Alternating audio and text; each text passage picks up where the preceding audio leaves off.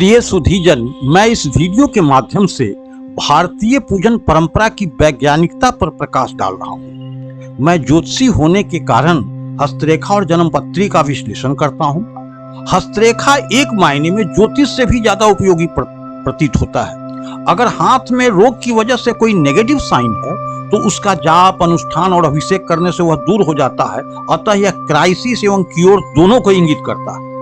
पूजा में जो चरणामृत व्यवहार किया जाता है उसके कॉम्पोजिशन पर आपका ध्यान आकृष्ट करना चाहता हूँ। ये बनाया कैसे जाता है? इसमें दूध, दही, घी, मधु, शक्कर तथा इसमें तुलसी पत्र डाला जाता है। अगर आप गौर करें तो आपको इसके माध्यम से vitamin A, B, C, D सभी कुछ प्राप्त हो रहा है और सबसे बड़ा एंटीबायोटिक तुलसी पत्र जो डायबिटिक में बहुत ही गुणकारी है वह आपको प्राप्त हो रहा है।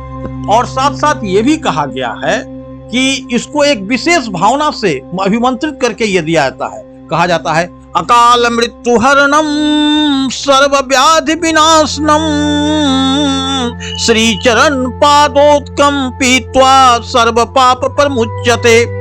पहले आप इसके वैज्ञानिक पक्ष को देखें कि इसमें vitamin A, B, C, D तो आपको मिल ही रहा है और सबसे बढ़िया एंटीबायोटिक दिया जा रहा है जो आपको रोग में तो लाभकारी है ही। और दूसरी बात, जापान के एक वैज्ञानिक इमोतो ने सिद्ध किया है कि पानी को जिस प्रकार की भावना की जाती है उसका केमिकल कॉम्बिनेशन बदल जाता है, अतः अपने आप में ये अमोघ औषधि बन जाती है। लेकिन एक बात और कहना चाहूंगा, जिस भावना से आप इसे ग्रहण करते हैं वो भी उतना आवश्यक है।